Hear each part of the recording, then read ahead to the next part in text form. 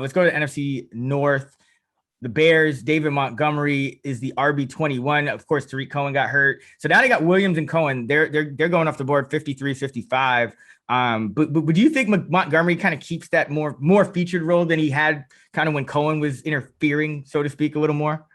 Yeah, I'm a bit mixed on him because, we finally saw him break out at the end of last year. He was the RB2 from weeks 12 through 17. A large part of that was Tarik Cohen was out and they had zero depth behind him. I remember we were projecting Cordell Patterson. Ryan Nall got literally no carries. So it was very easy to project all the touches going to Montgomery. But now Tarik Cohen's back in the mix, which I'm not too high on him entering the season. But Damien Williams, they've already said that he'll probably be the main backup to Montgomery. And then Khalil Herbert, he's a rookie to pay attention to. He has more depth behind him. So I am concerned that he won't have enough touches to be more that high-end RB2 because he's been a guy historically that he has been efficient. He just, he relies on that volume. So, based on his ADP, though, he is going late enough, the end of the RB2 tier where, I could say, sure, take him because he does have that upside. And I think it just goes to show how deep the RB2 tier is this year. This time last year, it was guys like Melvin Gordon, Le'Veon Bell, Todd Gurley. Those guys are going in this range. And we have these high upside guys like Dave Montgomery, Miles Sanders, J.K. Dobbins in some drafts. Yeah. So it just goes to show how deep are the RB2 tiers this year. That's why I'm fine taking Montgomery where he is because he does have that upside.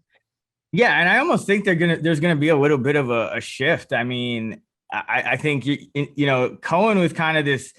They just had to play him because they didn't have many options on offense. But now they can run 2 tight end sets. And Montgomery kind of showed that he could be that feature back, which is why I think you go get Williams, who's more of a diverse, okay, he can run and he can catch versus Cohen, who when Montgomery goes down, you have to play Montgomery. All the snaps because Cohen, let's say Montgomery was the guy who went down. Cohen wouldn't play, Cohen wouldn't be a 20 touch guy. So I think it signifies a little bit of a shift schematically for Chicago. But yeah, I think Montgomery has some value there. I think he still will be more heavily used than he was initially with Cohen healthy. Allen Robinson, the wide receiver 12, and then you have Mooney at 55. Any thoughts on those guys? Yeah, I'm having difficulty taking ARob at ADP. There's just so many guys in that range. I just tend to take the guy that falls to me, and it's usually not ARob. I'm a little bit concerned if Justin Fields takes over early in the season, that could hurt his value a little bit.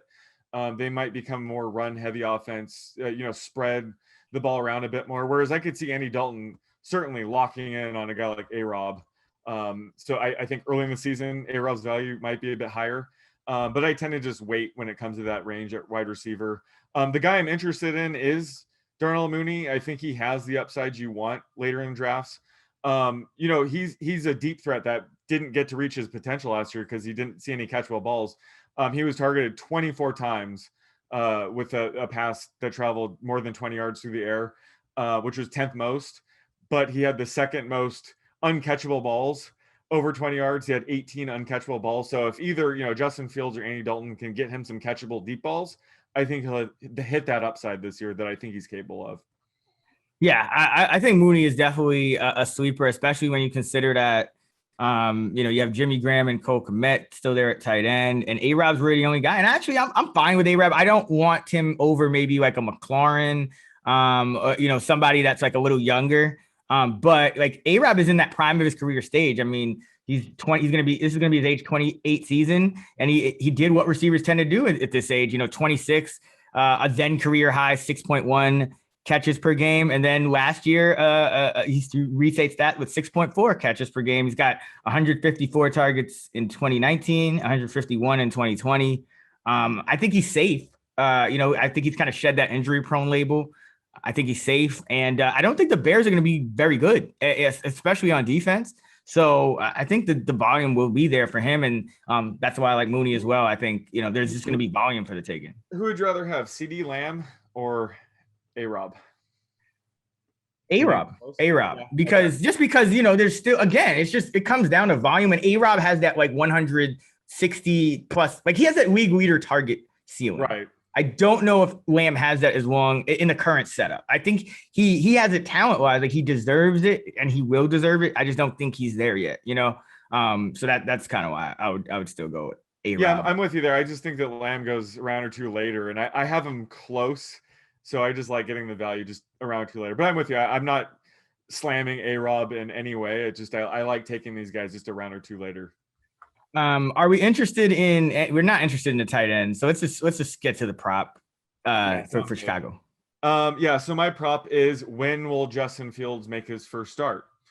Will he make his start by week 4? I have week 4 as I had that circled. So they play the Lions at home, I believe, in week 4. And I could see, because they have 3 games, 3 kind of tougher games to start the year. The Rams, the Bengals, that's kind of a toss up at this point, I think, for them. And then they played the Titans, I believe it is. So, I could see them going, 1-2, 0-3, underperforming. What better way for Fields to make his first start than against like perhaps the worst team in the league at home in week 4? So I have week 4 circled as far as I'm projecting. Yeah, same here. I'm same boat as you, and I have him projected for 13 and a half games as a result. Yeah. Okay. Oh, so I don't have him quite projected for that many games because I don't know.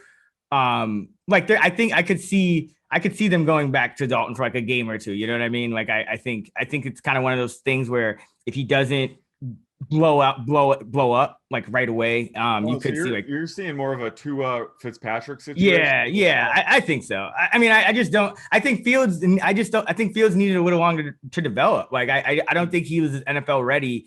As impressive as he is, as like a Mac Jones, for example. So I could see there being like another junk start in there for a veteran.